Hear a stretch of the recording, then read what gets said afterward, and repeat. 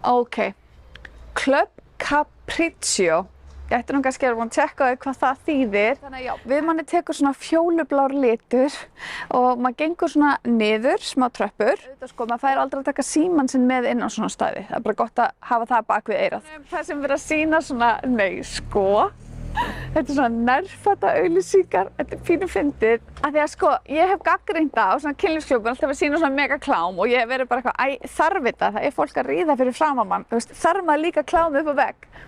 Þetta var einhvern veginn svona eitthvað svona júrótónlist. Ég muni ekki þegar var að hlæja því í gamla daga hvernig svona spánardiskotekin voru.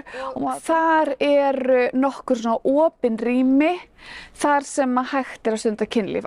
Nóg af spritti, handhreinsi geli, þess að ruglast ekki á því á sleipefni. Eins og ég gerði hérna á klúbb. Þá nú betra að ruglast á sleipefni og sótthreinsi og setja sleipefni á hendurnar frekar en sótthreinsi gel niður.